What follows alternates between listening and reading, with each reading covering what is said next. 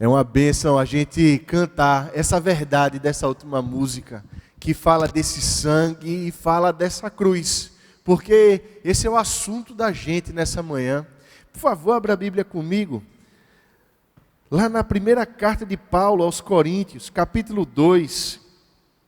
Pela graça de Deus, a gente vai procurar expor esse capítulo para conversar nessa manhã sobre esse evangelho que é suficiente para nos tornar plenos. Carta de Paulo aos Coríntios, capítulo 2. E mais uma vez eu quero te convidar, com todo carinho, para você estar bem atento a essa leitura, porque em alguns momentos eu vou pedir a você que leia comigo, bem alto, bem forte, bem bonito, essa palavra que é poder de Deus e é bênção para a gente. Primeira carta de Paulo aos Coríntios, capítulo 2, diz assim: Eu, irmãos, quando fui ter convosco, anunciando-vos o testemunho de Deus, não o fiz com ostentação de linguagem ou de sabedoria. Por favor, versículo 2 comigo. Porque decidi nada saber entre vós, senão a Cristo e este crucificado. E foi em fraqueza, temor e grande tremor que eu estive entre vós. A minha palavra e a minha pregação não consistiram em linguagem persuasiva de sabedoria, mas em demonstração do Espírito e de poder. Por favor, versículo 5 comigo. Para que a vossa fé não se apoiasse em sabedoria humana, e sim no poder de Deus. Entretanto, expomos sabedoria entre os experimentados. Não, porém, a sabedoria deste século, nem a dos poderosos desta época, que se reduzem a nada. Por favor, versículo 7 comigo. Mas falamos a sabedoria de Deus em mistério, outrora oculta, a qual Deus pré-ordenou desde a eternidade para a nossa glória. Sabedoria essa que nenhum dos poderosos deste século conheceu, porque se a tivessem conhecido, jamais teriam crucificado o Senhor da glória. Mas como está escrito, nem olhos viram, nem ouvidos ouviram, nem jamais penetrou em coração humano o que Deus tem preparado para aqueles que o amam. Mas Deus nulo revelou pelo Espírito, porque o Espírito a todas as coisas perscruta, até mesmo as profundezas de Deus. Porque qual dos homens sabe as coisas do homem, senão o seu próprio Espírito que nele está? Assim também as coisas de Deus, ninguém as conhece, senão o Espírito de Deus. Por favor, versículo 12 comigo. Ora, nós não temos recebido o Espírito do mundo, e sim o Espírito que vem de Deus, para que conheçamos o que por Deus nos foi dado gratuitamente. Disto também falamos, não em palavras ensinadas pela sabedoria humana, mas ensinadas pelo Espírito, conferindo coisas espirituais com espirituais. Ora, o homem natural não aceita as coisas do Espírito de Deus, porque lhes são loucura, e não pode entendê-las, porque elas se discernem espiritualmente. Porque o homem espiritual julga todas as coisas, mas ele mesmo não é julgado por ninguém.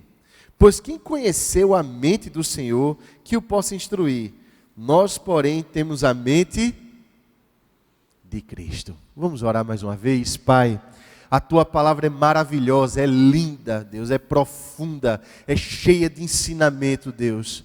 Faz, Pai, com que essa sabedoria, Pai, toque a gente nessa manhã. Faz, Pai, com que cada um de nós aqui, Senhor, seja tocado com o Teu poder transformador, do Teu Evangelho, que torna a gente humilde, pequeno, Pai, que torna a gente grato, Deus, que torna a gente servo Teu, Deus. Sê conosco, Pai, em todo o tempo aqui, no nome de Jesus. Amém e amém. Meus irmãos, Paulo, ele escreve essa carta à igreja de Corinto.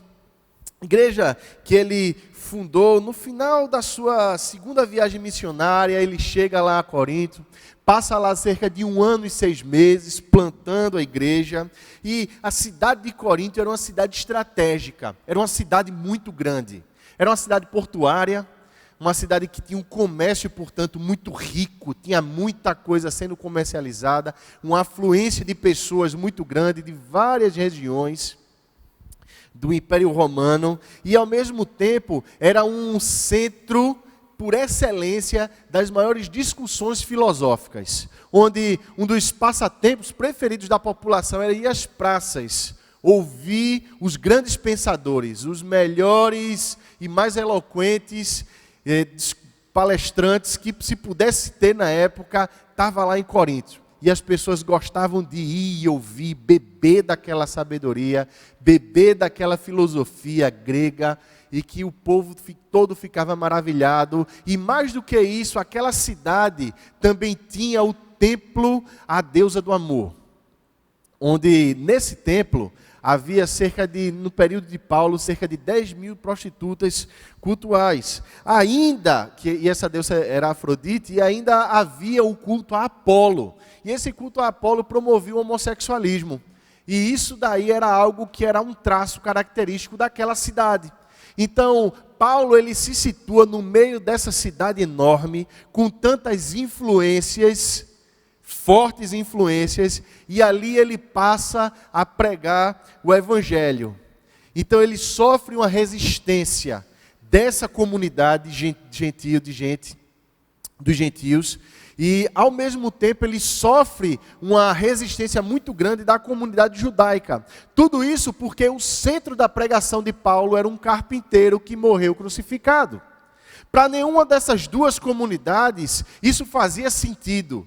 A própria morte em cruz era abominável para qualquer romano. E para um judeu que esperava um Messias triunfante, que se sentasse no trono de César em Roma, o Messias na forma de um carpinteiro não chamava atenção. Só que tinha algo mais aí, mais uma resistência. A igreja de Corinto era uma igreja que resistia à autoridade de Paulo. Não aceitava a autoridade de Paulo como apóstolo. Então, Paulo tinha todas as forças lutando contra ele. A igreja que lutava contra a legitimidade do apostolado de Paulo, a comunidade, tanto judaica quanto grega e de todas as outras origens que estavam lá, também se resistiam, se opunham a Paulo, porque não aceitavam esse tipo de pregação. E agora a gente vê que Paulo prega, só que ele vai na essência da coisa. No entanto, ele escreve essa carta porque essa essência, o Evangelho, a cruz, estava se eivando, estava se poluindo, estava se misturando com a filosofia e a cultura da época. É como se a igreja de Corinto olhasse para o Evangelho e dissesse assim: isso daqui não é suficiente não, Paulo. Isso aqui não dá para chamar a atenção das pessoas. Isso aqui não satisfaz. Isso daqui não deixa a gente se sentindo totalmente realizado, pleno. Isso aqui não deixa a gente feliz, Paulo. Então tem que ter algo mais. Tem que ter o Evangelho e filosofia. Tem que ter o Evangelho e um pouco da cultura daqui de Corinto. Porque aí a gente cria uma mistura aqui, e vai ficar tudo bem. Parece que Paulo, ele escreve para as igrejas dos nossos dias. E quem olha essa carta percebe com muita clareza que isso tem acontecido em muitas realidades, no coração de muita gente, essa essência do Evangelho escapando e se misturando, se reduzindo e se tornando assim uma miscelânea, uma salada, uma mistura rasa de muitas influências que repercutem de forma muito ruim na vida das pessoas. Isso é parte dessa visão reducionista de Deus, que foi o autor do Evangelho, que foi aquele que fez o Evangelho acontecer, que encarnou o Evangelho e que comunica o Evangelho. Essa visão reducionista, ela encontra repercussões em várias frentes, em várias histórias, em vários momentos e por várias razões. A gente vê, por exemplo, a partir do século XIX, esse movimento racionalista que tenta, assim, colocar a Bíblia em pé de igualdade com as ciências. Era um período onde espocava, assim, a ciência na área da filosofia, os avanços científicos em química, em física, e havia um clima de otimismo. O homem vai dar certo, a humanidade vai conseguir se gerir sozinha. E aí as pessoas diziam, e Deus? Deus ele vai ter que se encaixar em alguma área, em algum apêndice da vida da gente, e aquilo que a Bíblia puder provar cientificamente, tá ok, e o que não puder, tchau. Aquilo que a cultura da gente aceitar da Bíblia, tá ótimo, e o que não aceitar, tchau. Isso é um movimento liberal, que perdeu força como movimento, mas que deixa os seus flagelos no coração de muita gente hoje, até de forma imperceptível, mas também de forma pregada em muitos lugares. E de forma sorrateira, em muitas pregações. A gente vê que também dentro desses aspectos, é uma teologia que muitas vezes se manifesta nos nossos tempos, eivada, poluída por ideologias políticas. Nessas ideologias se busca eleger o seu próprio Salvador e se usar o Evangelho para justificar isso. Não que aqui e ali a gente não encontre alguma similaridade, alguma coisinha que possa dizer assim, isso aqui lembra um pouquinho o Evangelho, mas uma vez que as pessoas pegam o Evangelho e querem utilizar como cartilha da sua própria ideologia, isso se configura no equívoco, porque invariavelmente você vai escolher um Salvador para a sua vida, e isso vai ser um erro. O texto que a gente leu deixa isso claro, e daqui a pouco a gente vai chegar lá. A gente tem um outro aspecto aqui que é o movimento contrário. Que a gente a gente se tornar simplesmente um formalista da palavra, um acadêmico da palavra. A gente utilizar a palavra de Deus para fechar-se como se fosse num monastério pessoal. E dizer assim, que eu compreendo as verdades de Deus, eu me isolo, portanto, do mundo.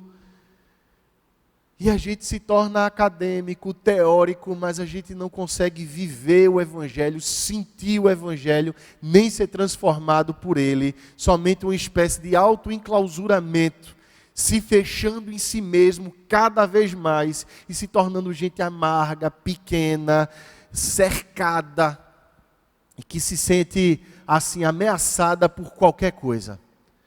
O outro lado da moeda ainda é o experiencialismo.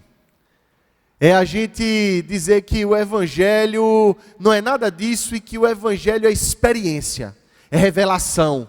É um Deus que vai falar com a gente de uma forma fantástica e maravilhosa e vai se manifestar de uma maneira assim, bem sobrenatural, chamando a atenção assim para grandes efeitos visuais, para grandes efeitos especiais. E que Ele vai falar com você com um poder revelatório que não está na palavra. Meu querido irmão, também não corresponde ao Evangelho. Porque no final das contas a gente vê que acaba sendo um Evangelho pragmático.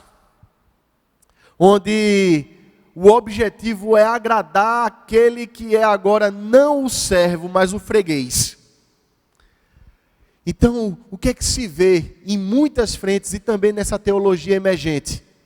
Senão uma espécie de experiencialismo travestida, onde se visa que as pessoas elas tenham uma experiência emocional, onde as pessoas elas têm que ter o seu ego afagado, onde as pessoas têm que ter assim uma espécie de promoção dessa autoestima, para que elas se sintam melhor. E Deus ele entra na história aqui como se fosse um Deus pequeno, que serve a criatura todo o tempo, que valida qualquer plano todo o tempo, e que quer somente te ajudar a realizar os seus próprios planos. Isso é apequenar, isso é roubar a essência, isso é quando o Evangelho ele não é suficiente. Por que esse Evangelho não é suficiente? Porque às vezes a gente olha muito mais para a filosofia, para a cultura da época, e se deixa dominar por ela.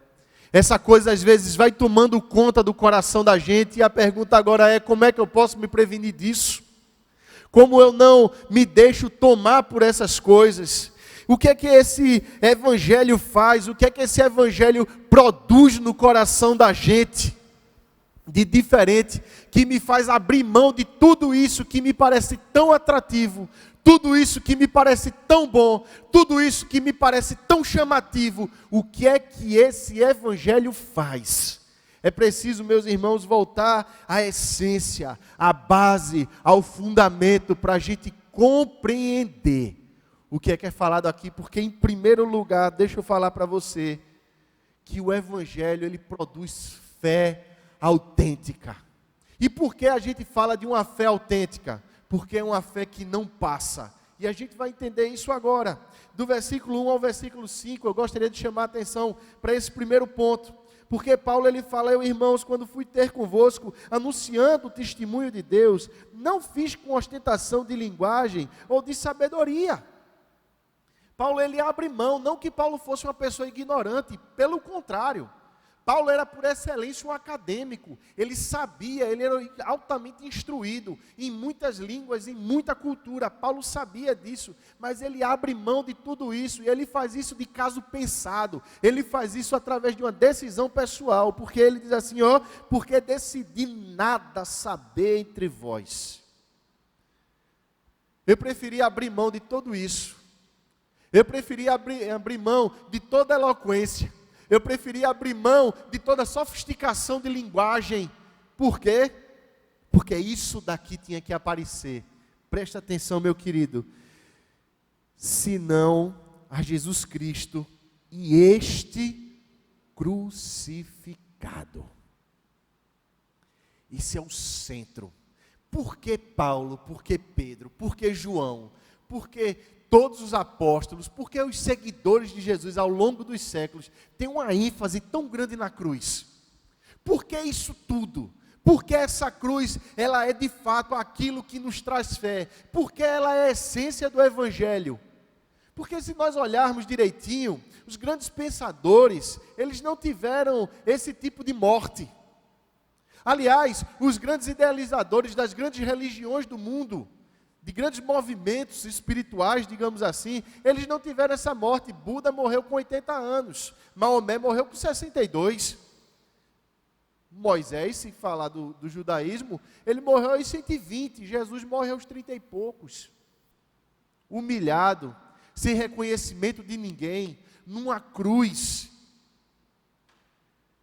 Aí aqui há o convite de Deus agora para você pensar na cruz. Por que a cruz? Porque a cruz mostra para a gente três coisas que a gente precisa saber, e eu vou falar disso para os irmãos bem rapidamente. Em primeiro lugar, a cruz significa o perdão dos nossos pecados, a expiação dos nossos pecados. Porque quem morre na cruz não é simplesmente um carpinteiro, mas é o próprio Deus encarnado. Isso era um escândalo para qualquer romano. Porque a figura de qualquer deus romano era uma figura por si só de ostentação, de poder, de vaidade pessoal, de muita ostentação, de distanciamento do ser humano, somente acessível através de muitos rituais, e se ele tivesse de muito bom humor. Mas a figura agora é de um Deus que sai do céu, que se humilha ao status de ser humano, se reduz ao ser humano, e sente fome, e sente sede, e sente necessidade de dormir. E totalmente inocente e sem culpa, se submete à cruz.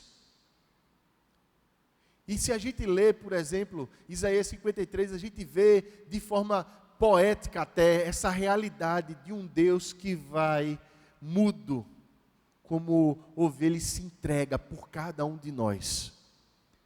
Porque aquele que não tinha pecado nenhum, carrega sobre si os nossos pecados. E qual é a forma melhor de descrever o peso dos nossos pecados, e ao mesmo tempo a gravidade do nosso pecado, e ao mesmo tempo a majestade de Deus, senão a cruz?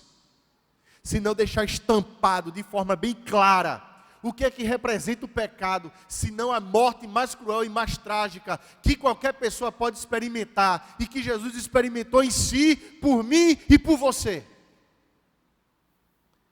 A expiação do nosso pecado.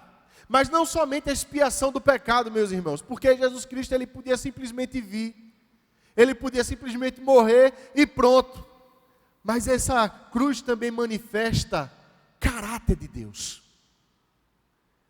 de um Deus amoroso, que passa a vida fazendo obras de amor e por amor, que arrebanha pessoas difíceis de lidar, que arrebanha pecadores das mais terríveis estirpes, que arrebanha ao redor de si prostitutas, hipócritas, fariseus, também cobradores de impostos, guerrilheiros, e Jesus arrebanha todo esse povo, gente doente de lepra, gente endemoniada, gente de todo tipo, pessoas que não tinham instrução absolutamente nenhuma, num rincão mais pobre do Império Romano, como era, por exemplo, a região da Galileia, e Jesus chama todo mundo para si, para manifestar o caráter de Deus, de amor. E ele vai até a cruz por amor. Para dizer assim, Deus te ama. Você pode confiar nele, porque ele deu a vida por você. Ninguém nesse mundo vai te amar como Deus te ama. O caráter do nosso Deus. O caráter do nosso Deus está manifesto na cruz. Mais do que isso, a cruz de Cristo, ela representa a vitória do bem sobre o mal. De um Cristo que ele podia pagar o mal com o mal. De um Cristo que poderia a qualquer momento subjugar todo o Império Romano a si, mas assim ele iria sucumbir ao sistema do mundo, da vaidade, da arrogância, do egoísmo, do sentimento de solidão e de orfandade que cada ser humano sente no planeta quando está afastado de Deus, de cada um por si, de procurar sua vitória, de procurar o seu próprio bem, de procurar sua própria realização. Jesus Cristo não faz nada disso, porque isso é um sistema que é operado pelo próprio Satanás no mundo, através de muitos ardis e tentações, através do pecado e da carne.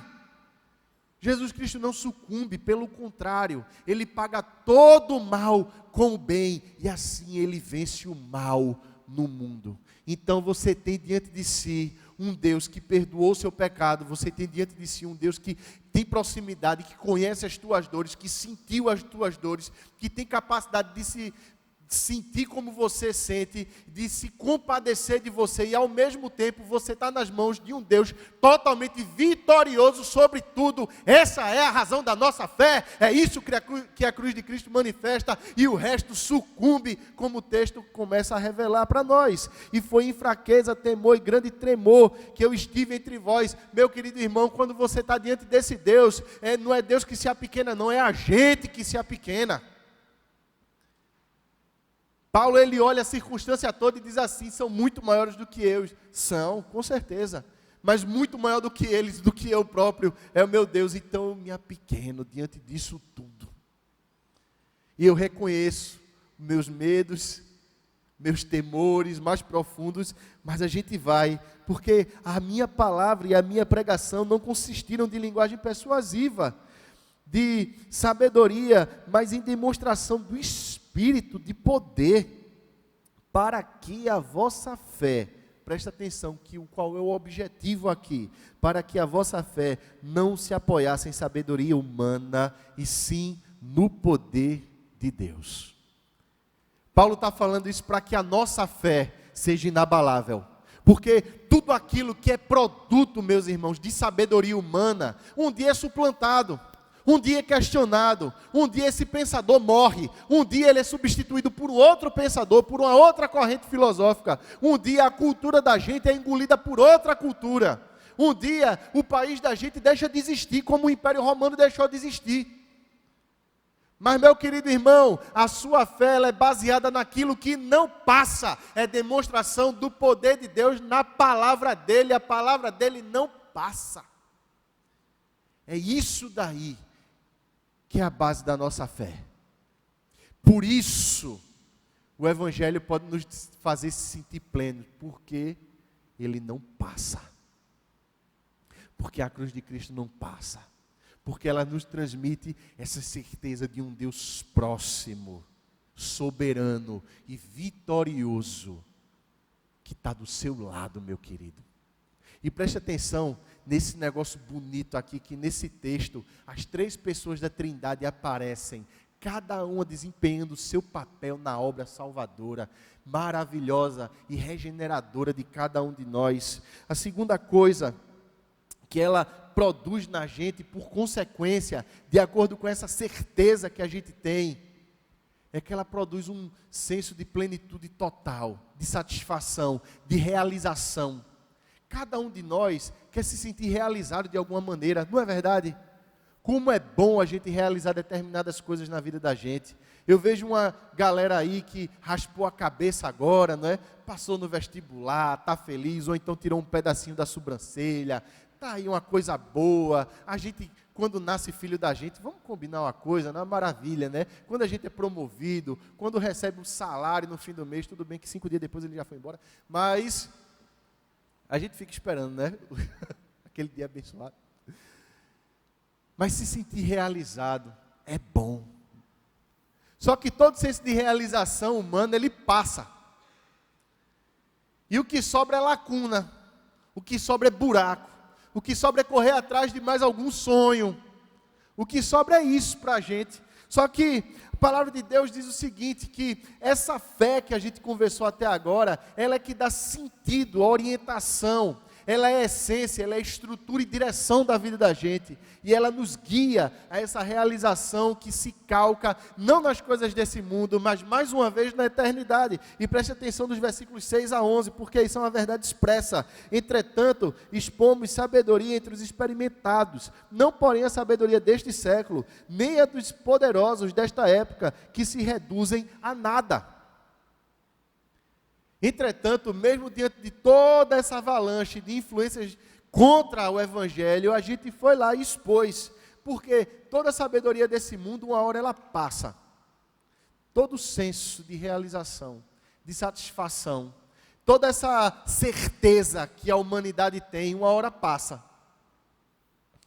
Mas falamos da sabedoria de Deus em mistério, outrora oculta, a qual Deus pré-ordenou desde a eternidade para a nossa glória. Vamos entender isso aqui? E a gente compreende isso daqui, não para a nossa glória e engrandecimento, mas para a nossa edificação. O sentido que Paulo está falando aqui, é esse sentido de plenitude.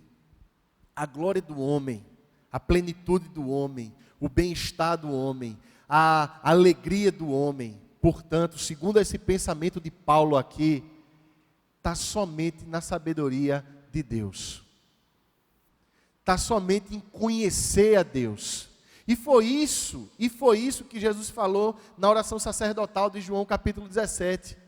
Que a vida eterna é esta, conhecer a Deus. E a Jesus a quem enviaste. É essa sabedoria. É isso daí que torna a gente pleno, é isso daí que dá a gente a sensação de eternidade, é isso daí que completa as lacunas da nossa vida. E por quê, meu irmão? Vamos compreender isso? Sabedoria essa que nenhum dos poderosos deste século conheceu. Preste atenção que as pessoas, elas através do seu poder, podem pagar professores e professores muito caros. Através dos seus recursos, elas podem ter experiências das mais diversas. Pode contratar o melhor coaching, pode fazer as melhores viagens, ela pode fazer e comprar absolutamente qualquer imóvel, ela pode ter qualquer bem, ela pode inclusive se relacionar com muitas pessoas. Aliás, já disseram que com dinheiro se compra até amor verdadeiro. Mas essa sabedoria de Deus é privada dos homens mais poderosos. E por quê? Porque se a tivessem conhecido, jamais teriam crucificado o Senhor da glória. Mas como está escrito, nem olhos viram, nem ouvidos ouviram, nem jamais penetrou em coração humano o que Deus tem preparado para aqueles que o amam. Mas Deus nulo revelou pelo Espírito. Olha o Espírito Santo aparecendo aqui, a figura de Deus Pai aparecendo aqui, e a figura do Cristo crucificado que já apareceu, porque o Espírito a todas as coisas perscruta, até mesmo as profundezas de Deus, porque qual dos homens sabem as coisas do homem, senão o seu próprio Espírito que nele está? Assim, também as coisas de Deus, ninguém as conhece, senão o Espírito de Deus. É somente Deus que pode te reconectar com Ele, com a eternidade, porque para a eternidade nós fomos criados.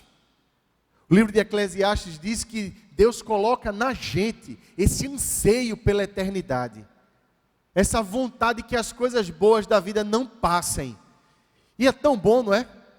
A gente está assim às portas de uma festa terrível, né? E que já começou para muita gente, e que quando vai embora deixa saudade para muita gente, porque parece que a festa é a única coisa boa que acontece na vida da pessoa, e ela precisa de carnaval, depois ela precisa de São João, depois ela precisa de outra festividade, ela precisa de coisas que enfeitem a vida dela, que dê a ela assim, uma sensação de coisa boa que está acontecendo, e aí ela diz assim, não acaba não, por favor, eu preciso disso daqui. Quantas pessoas cometem crimes passionais porque o amor da vida dela, o ídolo do coração, foi embora? Quantas pessoas não deprimem, não se tornam extremamente agressivas, se aquilo que é o bem maior delas é roubado? Quantas pessoas não desenvolvem uma série de vícios na vida, somente na busca desesperada pelo prazer, pela alegria, pelo contentamento, pela realização? Quanta gente não está viciada em celular, não está viciada em computador, porque isso transmite às pessoas uma sensação de realização, de estar fazendo parte de uma coisa maior, e na verdade, meu querido irmão, deixa eu falar isso para você, você está com saudade da eternidade. Sabe o que é que você precisa? Da obra de Cristo na sua vida. Sabe por quê? Porque ela te reconecta com a eternidade, e a eternidade é a única coisa que faz você se sentir totalmente pleno nesse mundo. E por último, já que a nossa conversa aqui tem que ser bem rápida, que esse capítulo é muito rico e dava para a gente conversar muita coisa. O que é que esse evangelho instala no coração da gente? Ele instala um relacionamento com Deus pela graça dele. E esse relacionamento com Deus é que vai deixando a gente cada vez mais pleno. E presta atenção nisso a partir do versículo 12. Ora, nós não temos recebido o Espírito do mundo, e sim o Espírito que vem de Deus. Preste atenção que essa conversa é comigo e com você, que Paulo está escrevendo aqui à igreja. Paulo está dizendo assim, Deus ele não está oferecendo para a gente não essa lógica de vida do mundo não, pelo contrário, e sim o Espírito que vem de Deus, Espírito com E maiúsculo, para que, por favor, ressalte essa palavra, se tiver um lápis aí com você, a minha Bíblia é toda arriscada, sublinha essa palavra, que conheçamos o que por Deus nos foi dado gratuitamente. Disto também falamos, não em palavras ensinadas pela sabedoria humana, mas ensinadas pelo Espírito. Pega essa palavra ensinadas aí pelo Espírito, essa sentençazinha aí, e sublinha também, conferindo coisas espirituais com espirituais. Ora, o homem natural não aceita as coisas do Espírito de Deus, claro, ele não tem relacionamento com ele, não é? Porque lhes são loucura, e não pode entendê-las, porque elas se discernem espiritualmente. Porque o homem espiritual julga todas as coisas, mas ele mesmo não é julgado por ninguém. Pois quem conheceu a mente do Senhor que o possa instruir? Nós, porém, temos a mente de Cristo. Meu querido irmão, preste atenção, que esse negócio é para você demais nessa manhã. É para mim, é para todos nós. Porque a palavra está falando aqui de um conhecimento que a gente tem, que você tem recebido, meu querido. Meu querido, deixa eu conversar uma coisa com você. Não se acostume com o sagrado, por favor. Não se acostume com o sagrado. Não se acostume com idas e vindas da igreja. Não se acostume com leitura da Bíblia diária ou simplesmente com oração. Não se acostume e tenha isso como se fosse uma coisa corriqueira e qualquer não, porque não é. Porque no momento que você vai orar, ler a palavra de Deus, vir à igreja, Deus está querendo falar com você. No momento que você abre a sua boca para louvar, aquele louvor gostoso que estava bom, Deus está querendo falar contigo. E isso é conhecimento. Só que preste atenção aqui, que a palavra conhecimento lá no original, ela não descreve somente um conhecimento teórico, como Paulo, ele ressalta na contraparte aqui, dizendo aqui, como é a sabedoria humana, não.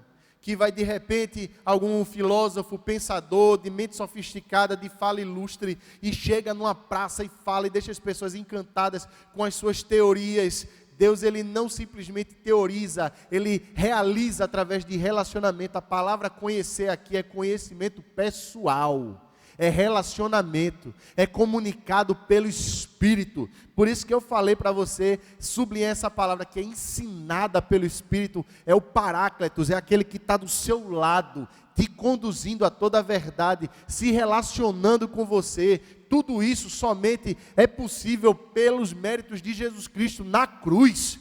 Foi na cruz de Cristo que a possibilidade do Espírito Santo habitar em nós surgiu e aconteceu. E agora você tem esse Espírito do seu lado, e ele pode conduzir você a toda a verdade. Meu querido irmão, preste atenção aqui. Você está se sentindo perdido nessa vida?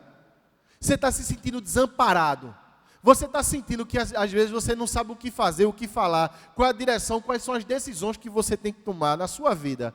Você está sentindo circunstâncias muito desfavoráveis a você, como Paulo estava enfrentando aqui.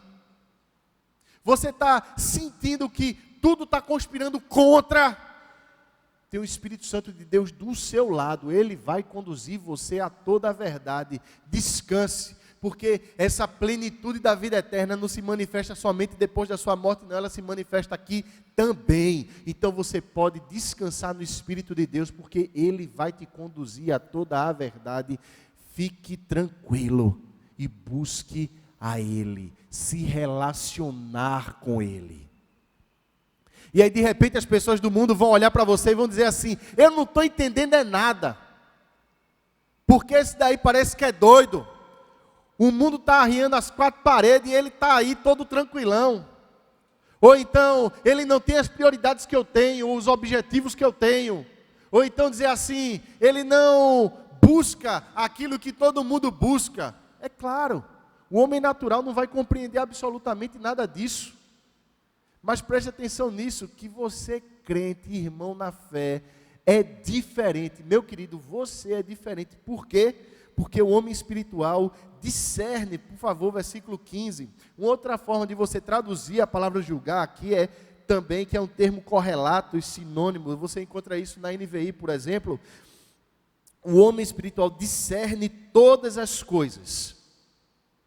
Meu querido, você tem capacidade de discernir as coisas, mas ele mesmo não é discernido por ninguém. Ninguém vai te entender, mas você pode compreender o outro. Por quê?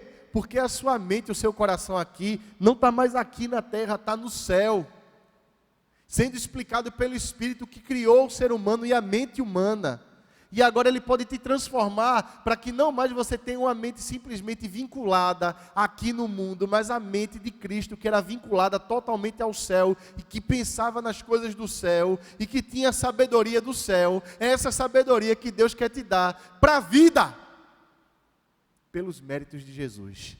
Portanto, a gente não tem a mente do mundo, a gente tem a mente de Cristo. Toda a sua racionalidade, se quiser chamar assim, toda a sua cosmovisão é de Cristo. O que é preciso, portanto? Se relacionar com aquele que é o dono dessa sabedoria. E ele está aberto ao relacionamento. Oh, glória!